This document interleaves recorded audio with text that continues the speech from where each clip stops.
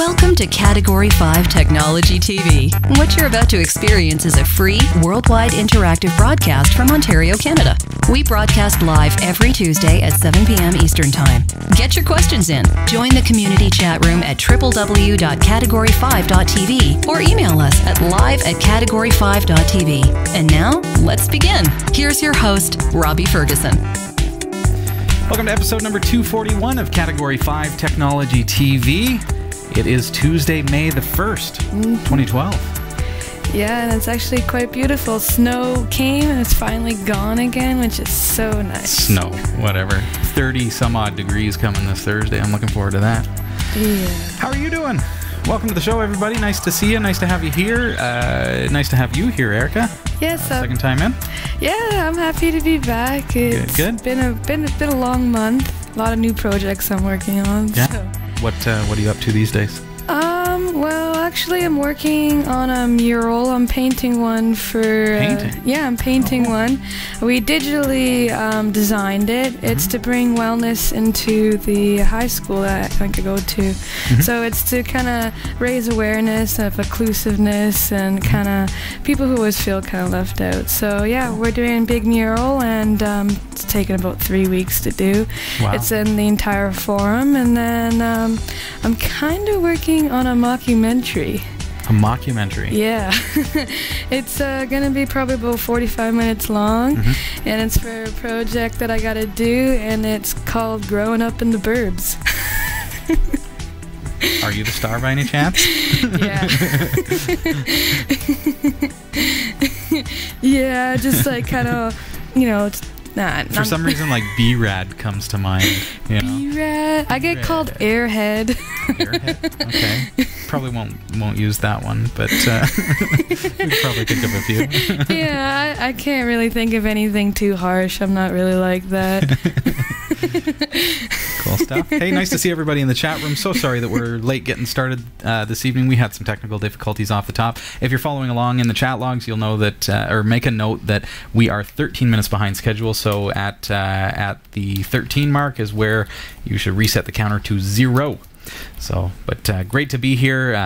Glad that we're finally on, and good to see you. And I'm excited about your viewer questions tonight. I know there's a lot that have come in, and love chatting with you in the chat room as well. So make sure you say hi in the chat room. Erika is going to do her best to follow along there, and myself as well. Tonight we've got those Eco Alkalines batteries that we're going to be giving away, a full year supply. It was an intense day of sorting through your ballots today. We had well over 200 ballots that were cast, well over that. So that's great turnout. Yeah, so we've got a lot of... We're gonna run through your names a little bit in just a few minutes' time, but we can jump right into just checking things out in the chat room. If anyone has any questions, or if you want to get things started in that regard. Well, we have a viewer question from Aramoni. And it says that I was advised by a forum to watch your episode 103, Unraid Server, and episode 104, A Week with Unraid, in order to learn more about a project I'm researching. Can you please tell me how I'm able to watch these episodes of your show? Thank you very much. Sure, 103 and 104. A little tip for you, and I'm sorry to not be looking at the camera here. I'm also getting things all set up for you, but a little tip for you: if you go to, there's a special URL on our site that's kind of hidden in the back end, but our player is play.cat5.tv. So anytime that you want to catch one of those episodes, as long as it's part of the kind of season 2 and beyond, you can just append the episode number to the end of that. So just to give you an idea, let me just pull up my browser window here. So if you go play.cat5, oh, it's prompting me for a password there, play.cat5.tv/103, enter, will in fact start playing episode number 103 for you.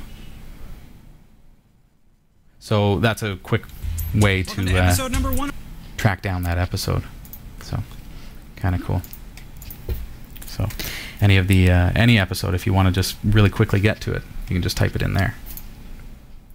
Cool. And also, Category 5 TV is a member of the Tech Podcast Network. If it's tech, it's here.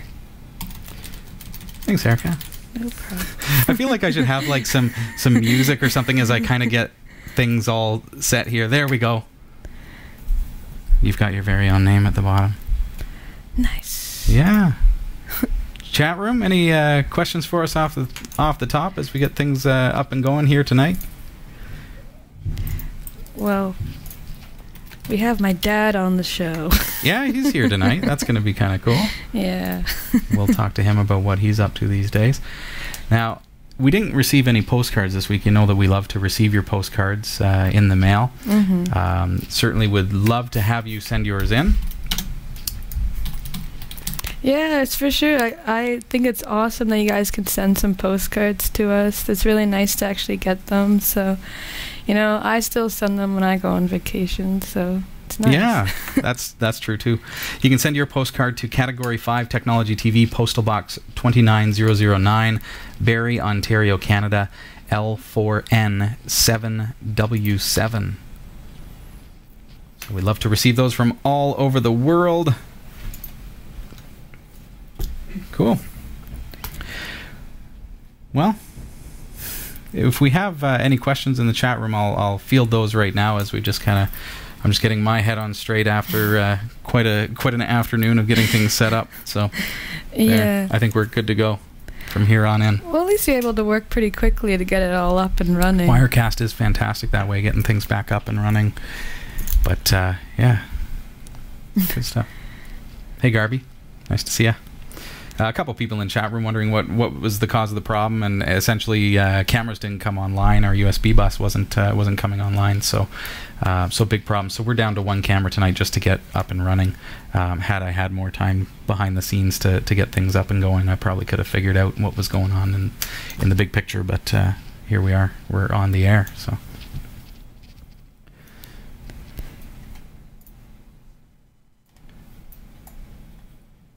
Well, we have another viewer question. All right.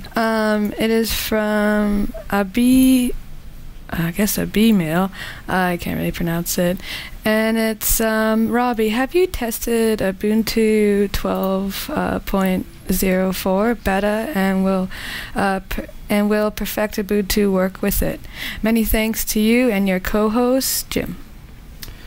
Yeah, hey Jim. Perfect Ubuntu is a dead project, plain and simple. I mean, that was a great project when Ubuntu was GNOME 2-based operating system distribution. As it is now, I've kept the site online, but as the old LTS is phased out, I think we're just going to let Perfect Ubuntu die off, unless there is a demand for specific features. But truth be told, you know, it was a great project for those earlier distros, but now Ubuntu has kind of made it obsolete. So it's unfortunate. I've considered maybe porting it over to Debian, but then we're stepping away from Ubuntu Linux. So if that's something that interests people, then that's certainly an option. As far as testing Ubuntu 12.04, yeah, now we're actually into the LTS cycle, so the distro has been released. We're going to be talking about that tonight, so I'll help you to see what that's all about. So we're going to look at that tonight, Jim, and looking forward to it. It's pretty decent. I think they're finally getting somewhere with the Unity interface, where it's actually user friendly enough to, you know, that I could actually see it on the desktop a little bit more than I could with like 11.04 and especially 11.10. So things are progressing there very, very well. So we're going to take a quick break as we switch some spots around here on the set. And Lionel Aaland from Alkalines Batteries is going to be joining us, and we have a full year supply of batteries to give away. So make sure you stick around. You could be the winner. Don't go anywhere. We'll be right back. At Alkalines, we believe you should be able to trust your batteries not just here, but here, and here. But with one exception, you should also be able to trust your batteries here. Alkalines are the world's first and only certified carbon-neutral battery manufactured to the highest standards of recycling and quality, without any trace amounts of harmful chemicals like mercury, lead, or cadmium. Alkalines provide performance that rivals leading national alkaline battery brands at a comparable price. Find out more about the Alkalines difference. EcoAlkalines.com. This is Category 5 Technology TV, and I'm joined by Lionel Aaland from Alkalines tonight. And good to see you again. Been a little while. It has been. Robbie, Yeah. Thanks for having us back on the show. We're very excited to be here. Yeah, you'll remember Lionel was here, I don't know if it was about 6 or 8 months ago, Yep. under a year ago anyways, and we've done this before and had a little bit of a chat about what Alkalines represents and what's so significantly different about your battery brand and how you do things. What have you been up to in the meantime? Well, the folks in our company have been we've been traveling quite a bit. We've actually we've attended several shows in Las Vegas, Chicago, Florida, and basically working more on our in-store presence right now. We've done a lot of work in the past on our web presence, and certainly have gotten our batteries listed with many online retailers. We've actually have a government is using the batteries. We have militaries using our batteries, Great. schools in some of the cities.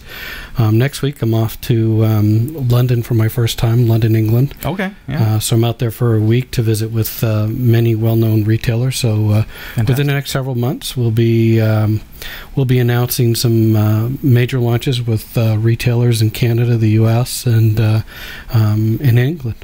Fantastic. So we're starting to see Alkalines brand batteries in more and more retail outlets. And, that's correct.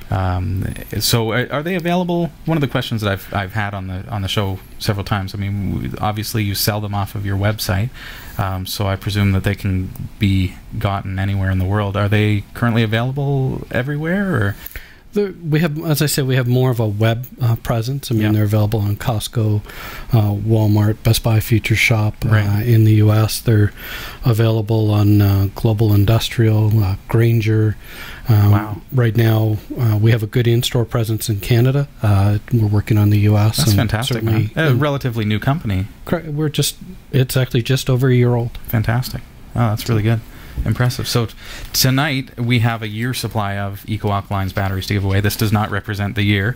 As you remember, we had Invincible Mutant one last year, and he laid them all out, and it was just a plethora of batteries. So are we good to give these away? Like, we're ready. We're set? Fantastic. Well, basically what we did over the past several weeks in kind of honor and observance of Earth Day just a couple weeks ago, we wanted to basically allow people to be like it's Earth Day all year round by using an eco-friendly product like Alkalines batteries in their devices. So we have a year supply to give away. Make sure you follow Alkalines on Twitter.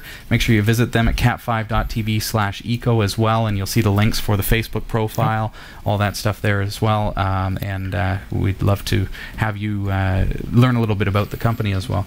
So I'm going to start drawing names here. Here we go. These are all the qualifiers that have come in. Like I say, lots of them, Lionel. Lots of people interested in Alkalines. Roger Davies. I see a couple of eggs, which means people have probably registered for Twitter accounts specifically because they are interested in Alkalines. Hey, Fritz and Scott. Good luck, everybody. Things are picking up.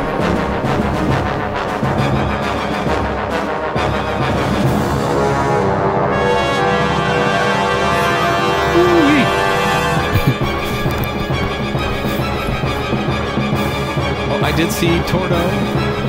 It's flying by. Literally, there are so many people that have cast their ballots that we have to go this fast. Otherwise, this is going to take 40 minutes. Chris Reddick, I saw you. I saw Kevin Lucy there as well. Is that great? Good luck, everybody. This is for a year supply of Alkalines batteries. Find out more about them at cat5.tv/eco. Through a list of all the ballots that were cast through Twitter at Eco Alkalines and through Facebook. You can get their Facebook profile link from cat5.tv/eco. And for the winner who wins the batteries, we'll contact you tomorrow. You'll actually get your own choice of batteries that you do want to have, whether it be all AA's or AAA's, or you want to combine the AAA's, AA's, C's, D's, and 9 volts. Excellent. Oh, things are slowing down. We're getting close to the end here, folks.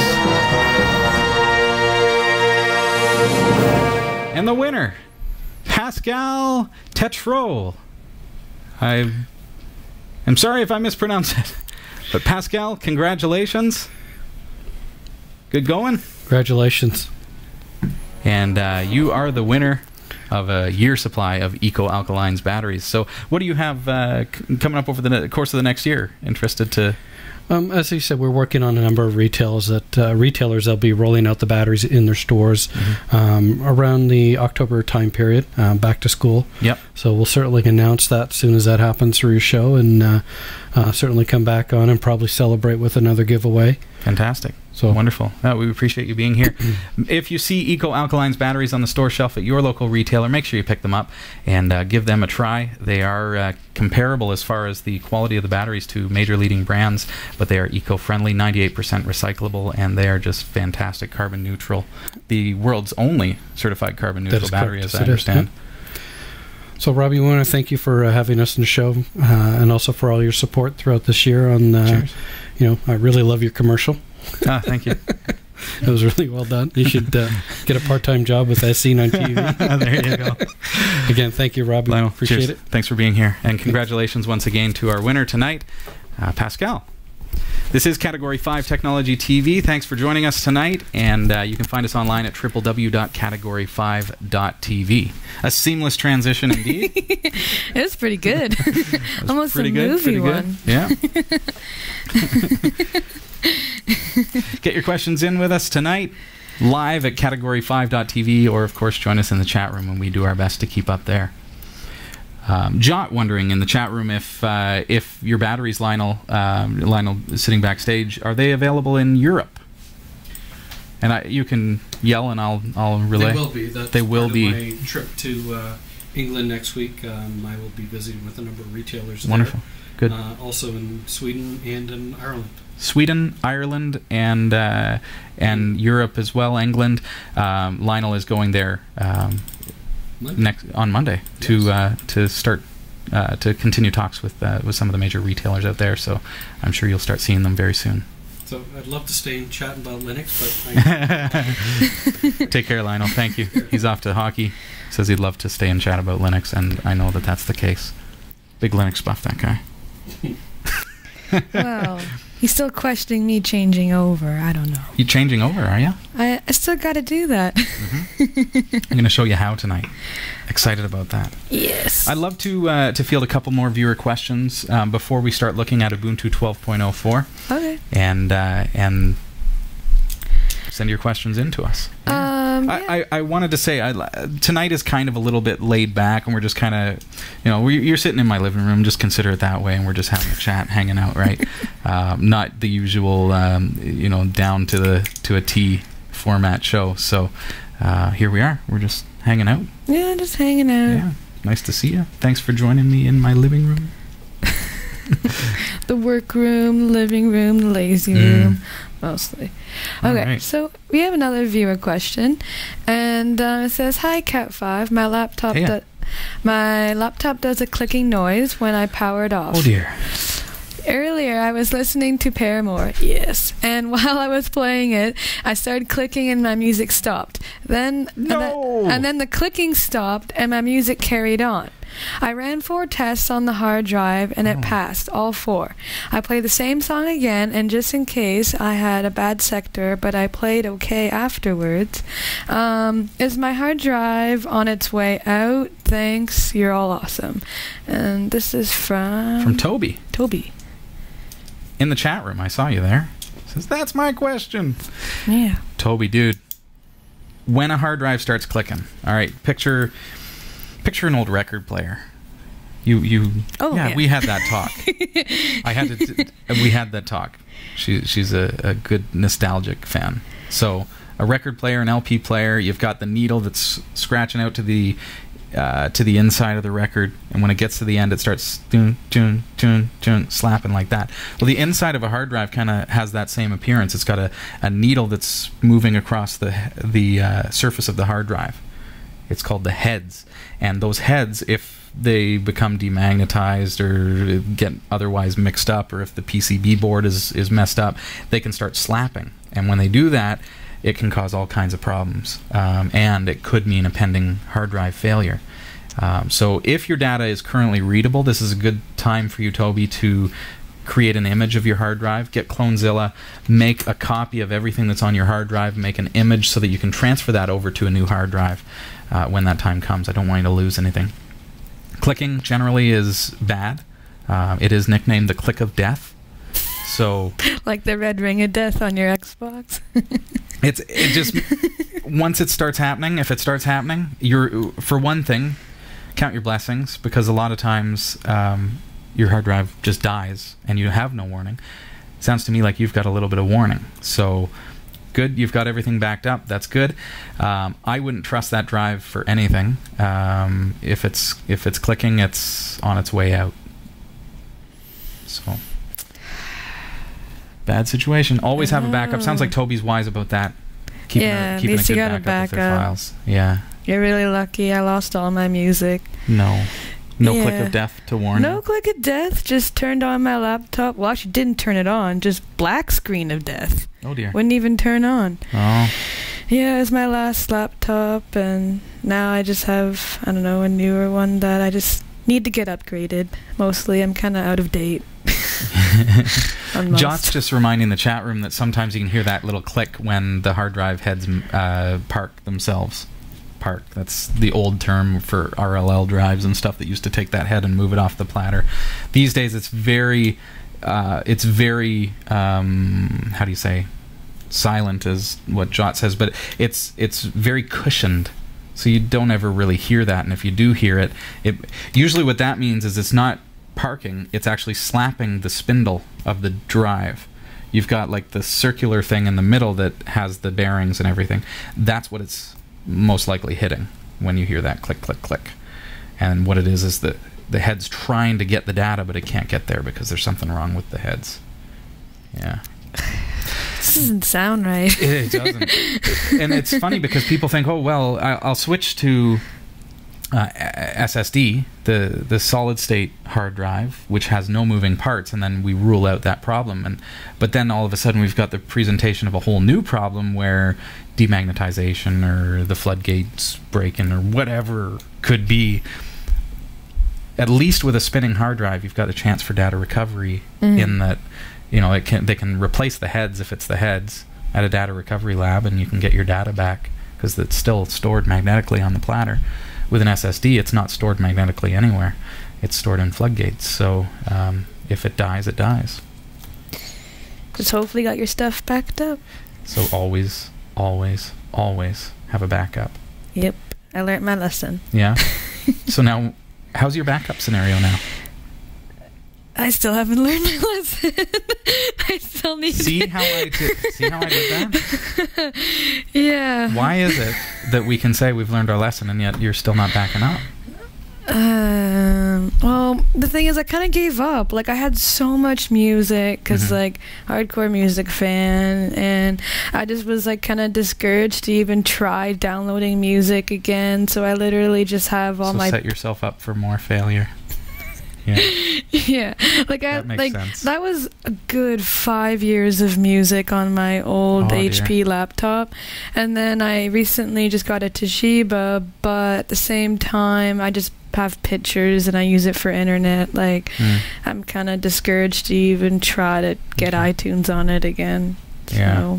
So, yeah, I need an external hard drive. An external hard drive that you use as a backup, like a secondary copy, is key. A lot of people will, and I see it in business all the time, people will buy an external hard drive and they'll take all their pictures and they'll drag them onto the external hard drive, moving them off of the computer. And then what happens if they drop that external hard drive when they're disconnecting it? Well, I just moved all of the images off of it. Terrible. Yeah. Well, Chris, by the way, I have the Hanson movie. I never really What's kind this of... about? He's making fun. You lost all your recordings of Hanson? I have the movie. I know. That's the whole. No, I lost my Spice Girls, you know. Spice Girls? Oh. You can borrow mine. I still have the Spice World movie if anyone's interested. It's VHS. Is it VHS? All right, good. If anyone still has those. I don't. I've recently noticed that in our house. We don't have anything in our house anymore. I literally just put in, my mom actually donated a VCR to us. So we just installed a VHS VCR, which is funny because it's sitting alongside of all this technical gadgetry plugged in through RCA cables. And, well, it's nice for the kids to have access to the old videos that they have. Especially the Disney movies. Yeah, lots of Disney movies on VHS. Boy, oh boy. Yeah. Yeah. Hey, we've got time for another question if we have any. We have... of course we have your questions. I know we do. This one isn't a viewer question. It's actually a chat question. Okay. It's from Invincible Mutant. Nice name. Hey, is there any good tool on Linux to recover extension for partition? ext4 partition. Oh, ext4 data recovery on that. It depends on what you're trying to recover. There are tons of tools, and I won't get into data recovery tonight, just because that's not something that I'm really well versed at. I like stuff like PhotoRec, like Test Disk is a fantastic application. Test Disk, all one word, that you can install through apt or through Synaptic. It's a command line suite of tools, but it would do a fair job to go through using the PhotoRec tool. It can access your data, but it depends on whether there's a hard drive failure or if it's just a file system failure. Because if you're like Toby and you've got this click of death happening and you try to run data recovery software on it, guess what? You're going to get halfway there and you're going to kill the drive, because you're doing a sector by sector read and you're going to lose everything. So you're better at that point. If it's a hardware failure, you need to get it into a data recovery lab, somebody who can repair the hardware first before attempting the data recovery. If you feel confident in the hardware and it's just a software issue, then I would recommend try Test Disk and try PhotoRec, which comes with that.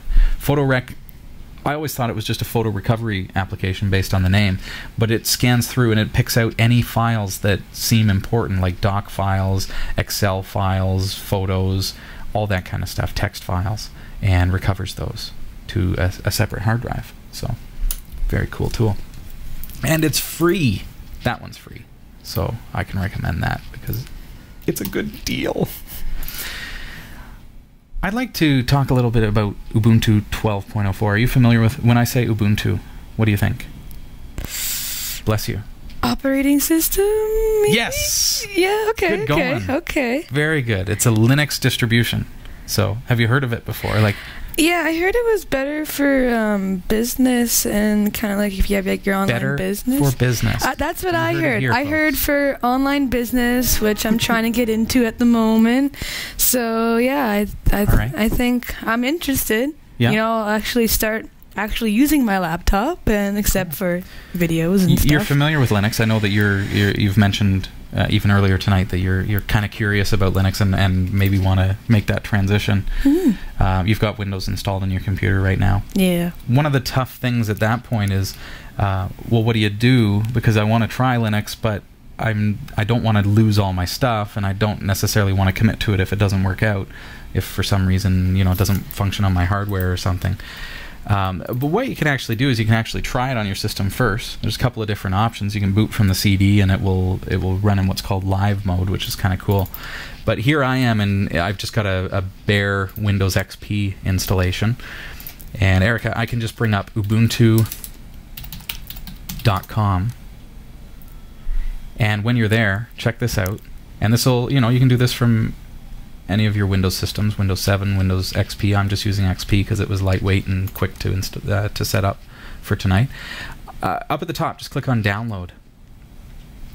And what I want to do in my case, I want to get the desktop edition, not the server or cloud infrastructure edition. I want to use desktop, and don't let that phase you, because it doesn't mean it won't work on a laptop. It will detect that it's a laptop, and it will install correctly. Pardon me.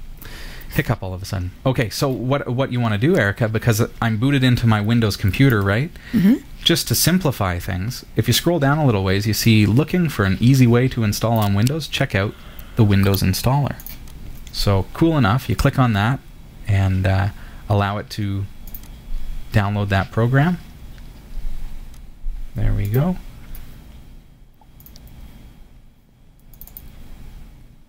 And let's run it.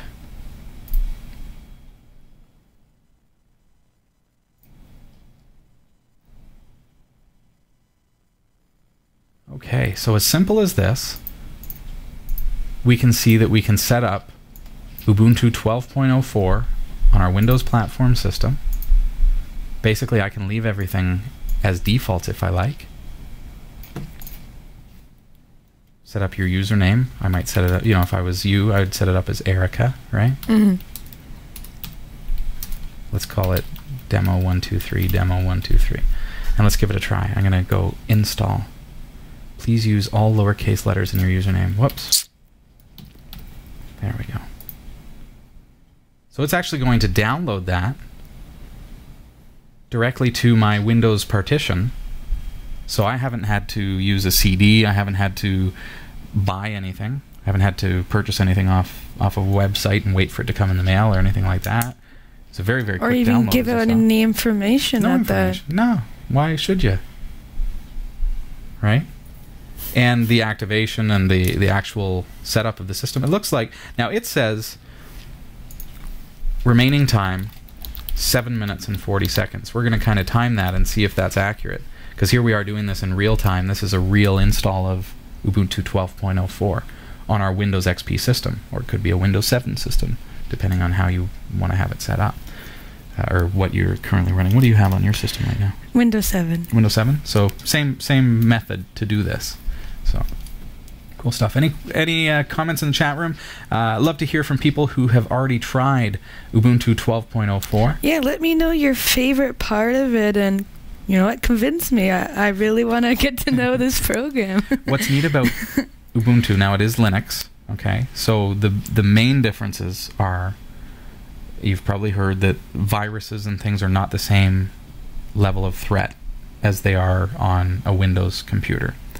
On Windows, you're essentially always running as an administrator, in which case viruses can easily get into your system. There are a lot of open doors in your Windows system to allow viruses to get in.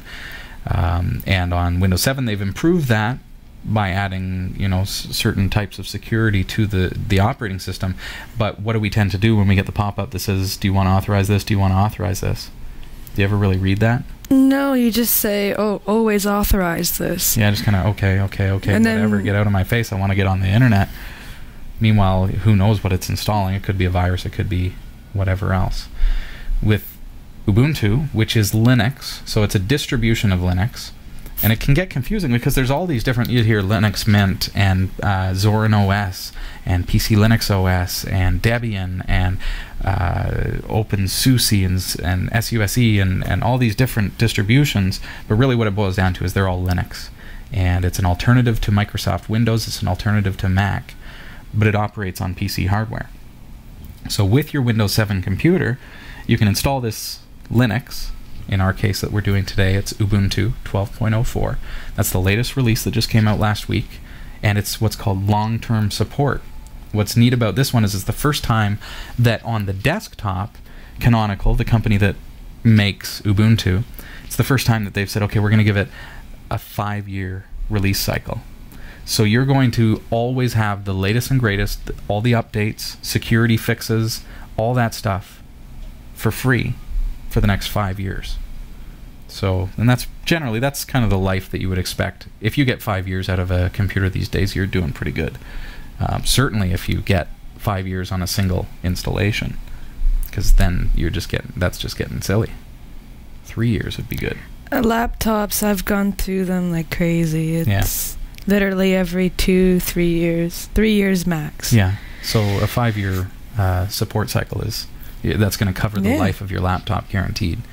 Now, I don't think that it's quite accurate, because I think I talked for a little longer than just a half a minute, but it says that we've got 6 minutes and 30 seconds remaining here to our installation. But I'm going to let that go. As we allow that to continue on our Windows system, I'm going to actually boot up. I've already installed Ubuntu 12.04 on another machine here, and so I'm gonna boot it up, and we're gonna take a kind of a gander at what it looks like, so that you can get the first impression of what Ubuntu looks like. So I'm just booting that up on this system here.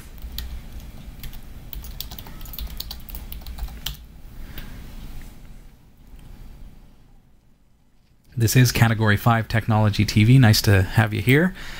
Do post your questions and comments in the chat room. Particularly, we're talking about Ubuntu and Linux right now. Erika has never tried Linux, and so we're giving her a chance to see what Linux is all about, at least from a very entry-level new user standpoint.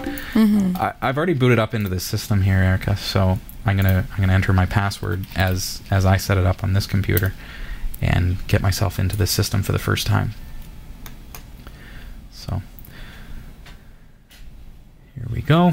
On a new system on your laptop, it'll probably be pretty zippy. On this system here now, of course, I'm virtualized, so I have 3 operating systems running right now on the same computer, so things are a little slower than they would perform on a fully native system. So you see immediately things are quite a bit different as far as the interface goes from your Microsoft Windows platform. Basically, your applications are down the left-hand side, and you've got this dash home button. When we click on this, it opens up kind of your most recent applications here, but also gives you a chance to start searching for applications. So if I want to do, type in the word photo, and it gives me a photo manager. If I type in internet, let's see what comes up. It brings up empathy. If I type in, if I know that I have Firefox, I can type fire, and even if I type FI, it already comes up. So it's fairly intuitive as far as getting to your application. It takes some time to get used to a little bit, because you're used to the paradigm of the Windows desktop, basically, and the old style way of doing things, but this is the way things are starting to push. You'll see right off the bat that this has come with Writer, Calc, and Impress. These are alternatives to the Microsoft Office suite. So your Office Writer, for example, this will allow you to open your doc files, save to doc files, and it's entirely compatible with all the formats that you traditionally use on your Windows system. So if you have documents, things like that, you can still work with those. Calc is kind of a clone of Microsoft Excel, and again, compatible with your XLS files, so works very, very well. Yeah, I have a statistics class, so I gotta use that a lot. Yeah, so we should give it a go. Let's see how the installation is coming along on our Windows computer here, because and it's still kind of hovering around that same point. So we probably won't get to see this one in operation tonight, but it's going to be the exact same operating system. And what's neat is, because it's installed as an application on your Windows system, you can boot into Windows and remove it if you're not happy with it for some reason. Or if you're satisfied, you can just start using it on a regular basis, and no harm done. It's free, and you don't have to worry about the viruses and things like that, and you've got a great security suite. One of the cool things I think that you're going to really like about this, Erika, is the Ubuntu Software Center. And feel free, click around, click on stuff, and say, hey, what's all this stuff do? Look at system settings. It's amazing how well laid out this is for the user. If you want to set up your backup, Erika, all you have to do is just click on backup. Makes sense. What do you want to do? Well, let's get started, right? Show my backup settings. Get going. And what's neat is it will actually prompt you. Let's say you haven't set up your backup. I think this is a good idea. You've been running Ubuntu for a couple weeks. You've never set up a backup. Well, all of a sudden, lo and behold, Ubuntu warns you, hey, you haven't set up a backup yet. It's time. Click here to continue. And it makes the steps very, very easy using Deja Dupe, and does a really, really good job on backing up your core system files. So excellent stuff. and that'll work with your external hard drive, your network, anything like that. But what I want to show you tonight is this Ubuntu Software Center, which is very, very cool. You're probably used to, on Windows, having to find websites of applications and download them, having to go to the store and purchase CDs, Yeah. which they still do, right? With Ubuntu, any of the applications that you want are here in the Ubuntu Software Center. So let's say we want to get GNU image manipulation programs. So I'm going to type in GIMP, and the first thing that comes up is the GNU image manipulation program. So I've highlighted it. I can go more info and find out more about it. Say I've never heard of it before and I'm just looking for a painting application or something. I can click on it. It's going to give me screenshots. It shows me everything about it, and also gives me the option to get some of the extras, which are fantastic, because then you've got the chance to get some of the, you know, the bonus features of the software that normally you know, if you were on a, let's say, Adobe Photoshop, you'd have to purchase these additional plugins, right? Yeah. So it's an alternative. So let's just say we want to install it. So I'm going to click on install and enter my password and let her go. So now I don't have to sit around and wait for it. I can go back and I can start looking at other stuff and go through. If you're looking for educational programs, there you go. What would be one thing that you might look for? There's games, there's whatever you need. For, I don't know, education, Yeah. maybe a French translator for French class. Oh, yeah? Yeah. So I might just type in translate into the search, and I get one called Free Speak and Golden Dict. Free Speak is a front end for translator engines, so that one's not going to do it. So this one supports a multitude of dictionaries and translators and things like that. So when I do a search in Ubuntu Software Center, I do things a little bit differently, because I'm not looking specifically for Windows programs, for example. Like, I'm not looking for Microsoft Word, I'm looking for an alternative to Word. So if that was what I was looking for, I wouldn't type in Microsoft Word. I would go, let's say, Office Suite. Let's see what that brings up. And you know, there's a bunch of books and things like that. But I might try, you know, word processor. Right type comes up. Now that's, you know, that's a poor example, because of course my word processor already came installed. But just to give you an idea as to how I might search in Ubuntu Software Center. So here within the system, you can see that it's working its way through GNU image manipulation program.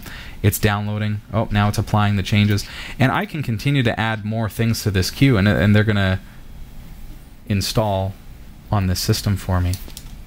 Stellarium, that's a cool one. Oh. DebConf is running there. So you can see how easy it is to get the applications that you want through Ubuntu Software Center. Browsing your computer is very similar to as you're used to in Windows. You click on the computer, the home folder icon there, and then you can start browsing around. Again, things will run a lot faster on your system, I guarantee you. But we're virtualized here. Yeah. So My only question is, though, with this is, because the Word, like kind of like the Word and like the, it's not really Excel, but what's it called? The Calc. If I was to transfer, like let's say I was doing some math homework at home, and I go to my school which uses Microsoft 2003, would I be able to still open up that file at school? Yeah. Yeah. When you you edit it at home. And when you go to save it, you would save as, and make sure that you select Microsoft Excel. Oh, it has that? As the save as, yeah. By default, it's going to save to its own format. So you're right that, yeah, most likely they won't be able to open that if they don't have LibreOffice or OpenOffice installed. So what you do is, when you've finished working on the spreadsheet, you go File, Save As, and you go to the formats down here, and my screen is a little bit monkeyed up here, but let's see if I can get that up for you. Here we go. And you'll see Microsoft Excel 2003 XML, 2007 XML, 2000 XP, 2003 XLS, old file format. So you see all those formats are available to you. By default, it's going to save it in the OpenOffice format. But you can select easily to go to, this would be the one you want, Microsoft Excel, XLS. Awesome. That's actually people great. Will be able to open that on the other end. So, Yeah, that was my main concern, because compatibility, right? Yeah. So when you realize that, well, the compatibility is there at this point, and you can make that switch fairly seamlessly without a very big learning curve once you get into it. So cool. So I'm gonna let the Windows thing just kind of go. Any other questions about Ubuntu, about the way that Ubuntu works, Linux in general? As I say, you can install this on your Windows computer to give it a test, but you can also, if you've decided, let's say you've made the decision, which I hope you have, I want to switch entirely to Linux. I think I probably will. Yeah. A couple of days. Definitely we'll get to it. Excellent. If that's the case, and I'm going to do this right within Ubuntu here, if you're ready to switch, get back to the Ubuntu website, okay? And what you can do is you can download the actual CD, the real full-fledged Ubuntu CD. So go to ubuntu.com, and once we're there, go up to download again. But this time we're not going to download the Windows installer. We're going to download the regular download for the Ubuntu desktop. And you'll see 32-bit is recommended, but if you know beyond a shadow of a doubt that your computer supports 64-bit, you can select 64-bit, and you're going to get a little bit more speed, a lot more capabilities as far as being able to add more RAM and things like that if you want to go above 4 gigs of RAM, and then you can start the download. That's going to give you what's called an ISO file. And an ISO file, ISO, is basically, it's an image. We've talked about images before. It's an exact duplicate of the real Ubuntu CD. So then you buy like a CDR. I have lots of those, yeah. Lots of CDRs. And you know, on your Windows 7 computer, you double click on this ISO, and it will ask you to burn it. And you burn it to your CDR, and then you reboot from that CD, and you've got a full-fledged downloaded CD, a physical CD. And now you can install it, and you can wipe out Windows if you like during the installation process, which I'm sure you can, you won't have any trouble doing. It gives you the option of installing alongside of your Windows system as well. In which case, when you boot up your computer, it'll ask you, do you want to run Windows or do you want to run Ubuntu? Which allows you to revert back to Windows if you need to during that learning curve time. So that's really cool how that we have the option. Well, we have from Chipit. He says, Robbie, show her Compiz. I'm not sure how you say it. Compiz is like when I do cool effects and stuff like that. Like I don't have a whole lot set up on here because, as I said, I am virtualized and I'm not sure what is, what's available to you. Compiz is a compositing system. Let's really make it simple. It gives you cool visual effects on your computer. So Windows has traditionally been pretty flat when it comes to effects, not a lot to it. With Compiz, on the other hand, and I'll use my host system as an example instead, I can do things like that, move around my system in unique ways. I don't know, what else can I show you with regards to Compiz? You can set up cool, I don't know if I have effects set up on this system right now. When my window comes in, no. But you can do some really cool things. For example, when I click on a window, it beams in, or it fades in, or it flies in like a paper airplane. Whatever That's you want to do, cool. Compiz allows you to do all that. So, if I showed that to my dad, it'd keep him busy for hours. Ooh. Paper airplane on the screen. Chris Reich is wondering if Compiz is incompatible with Unity, and actually Unity is a Compiz plugin, so you have to have Compiz running for the full Unity experience. But as far as some of the plugins go, they may be incompatible for sure. So, but yeah, Ubuntu and Linux in general is an exciting operating system, and when you realize that you can install it on your computer, it's really freeing to realize that, hey, I've got a free operating system that I don't have to worry about a lot of the same stuff. It does all the same things that I need to be able to do: surf the web, get my email, print stuff, connect a printer, and it just works. I don't need to find disks. I don't need to install things in the traditional sense, find driver disks and stuff like that. And oh no, this disk is for Windows XP, but this is Windows 7, so I can't get it to work. I've got to go on the web. I had this happen with a Lexmark printer recently. Really? And literally, we had to go through so many hoops to get this printer to work on Windows 7, and ended up having to find a Windows Vista driver. Totally, like, end users, it would just drive you batty. Ubuntu, you plug in the printer, it works. There's no questions involved. You plug it in, it works. Done. That's the way computing should be, if you ask me, right? Well, yeah, like from what I read, like that's how it seemed, just very simple. No, you have to read all these instructions and learn what you're trying to do, and then I don't know, I just found that like I would accidentally click something and then like just completely mess it up. Like it wouldn't even run properly. And oh yeah. I don't know. I found that with Windows Vista before Windows 7. So yeah, that was an accident. I wasn't a fan. No, I definitely wasn't.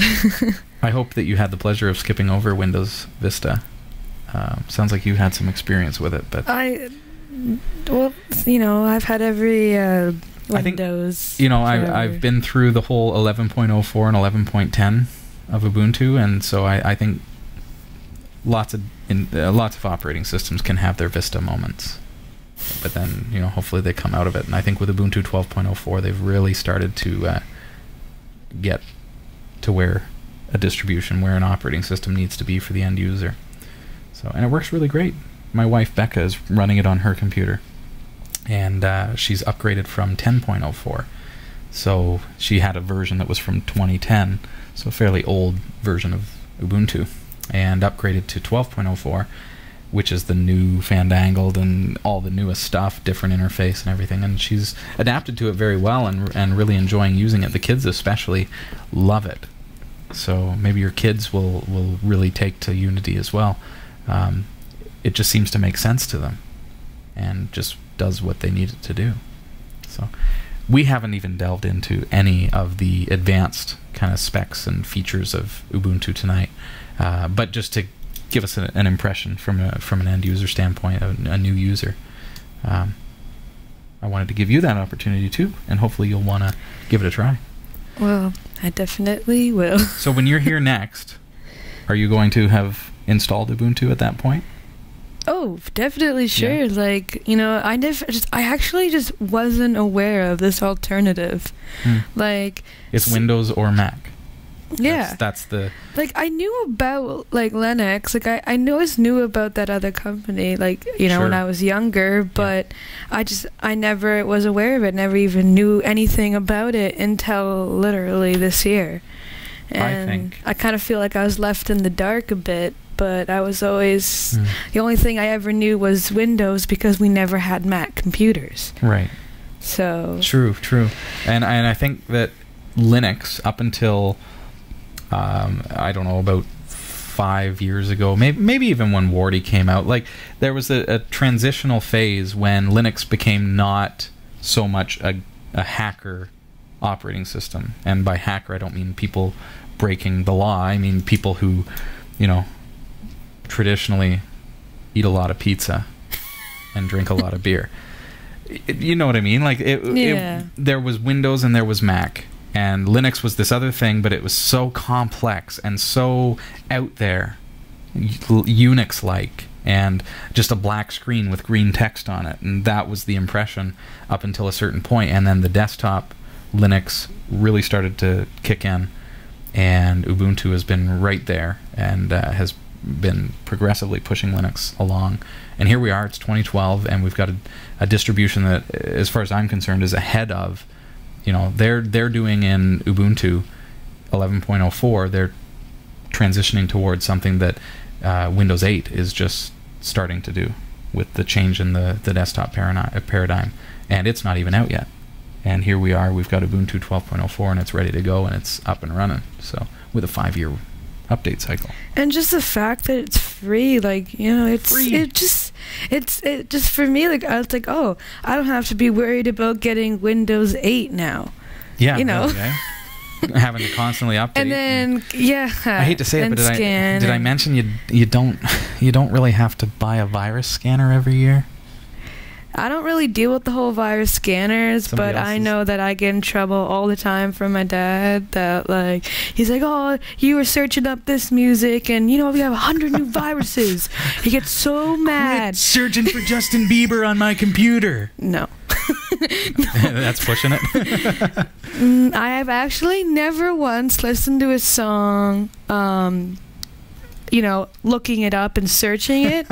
You know, I've had to listen to it in stores, Yeah. but not a fan. All right. Sorry. I can relate. I would much rather listen to Spice Girls. Still, eh? I don't have them on my iPod, but All I'm right. just saying. Dear me. But I heard that in the chat there was a statement earlier that in the school systems, you know, they teach children how to use Microsoft. And, you know, it's the truth. Like, I remember being in grade 2 and they introduced us floppy disks. They taught us exactly how to use them, but only Microsoft computers. And, you know, it's 2012 and we still have 2003 in our school systems. The Office suite. Office, Yeah. yep. And You can't keep up.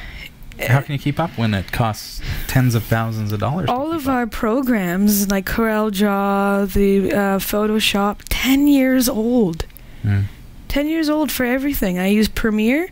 That's a 3-year-old. It's 3 years old, but still, like, I just find that, like, everything that I use, like, can't really compare to a lot of, like, I don't know, I would say the private schools or people who are actually doing this on their own systems.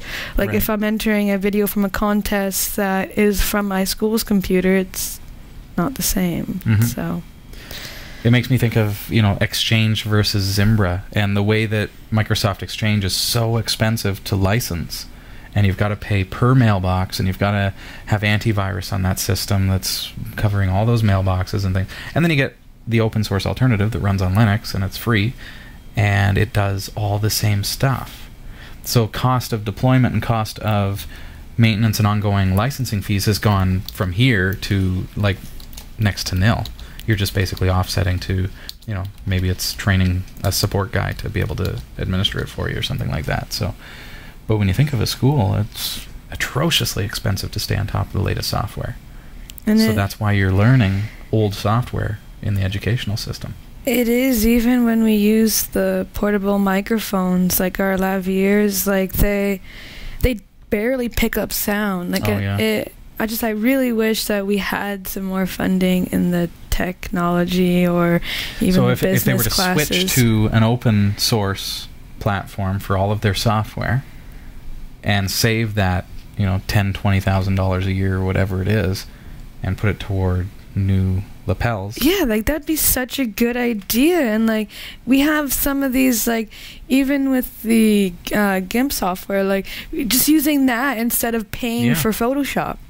Absolutely. They paid tons of money for this. I'm like, and people look at me and wonder why I don't have a smartphone or whatever else. And it's like, I'm the kind of person who, I'll go into a store and I'll try, you know, I'll look at the ingredients of something, but I'll try the cheaper one if the ingredients are still fair, right? And comparing this, you know, it's an analogy of software to software, right? If it does the same thing, if it tastes the same, then why spend $2 more? If the software, Zimbra, for example, or Linux, does the same as their counterparts, Exchange or Windows or Mac OS, where you pay the Mac tax on the hardware, why would you go that route when you can save tons of money, do all the same stuff, and it's easy breezy. So give it a try. Give Linux a try. Give Ubuntu a try. It's ubuntu.com. And post your questions here at Category 5 TV. Let us know what you think of the operating system, the distribution, And certainly if you've been watching tonight and you are a fan of a different Linux distribution, just know that we're talking about Ubuntu. We know that it's Linux. It's a Linux distribution. It's a flavor of Linux, if you will. But we don't want to overcomplicate things because there are a lot of different versions of Linux that are out there. Yeah, that's what I was getting thrown at me in the chat room, and I'm like, oh no. And that's what I got happens, a lot of reading ahead of me. Let's pick one and just say, okay, give this one a try. Don't need to overcomplicate, because a novice user doesn't need to try 30 different distros. They might try Ubuntu to start, and then they might try Mint, because they've fallen in love with Linux and they want to learn what kind of different desktops are out there, for example. They might try Ubuntu. So, but let's give them a chance to give something a try without it being too overcomplicated. Garby recommending Gen 2. Yeah, that's a great starter distro. You install it for them. Thanks, everybody. And the chat room goes wild. Hey, I had fun. Nice to see you tonight. Great having you here, Erika. Thanks I'm glad to be back. And you know what? We got everything on top. Well, you did. You got the show going. Yeah. We'll get everything resolved.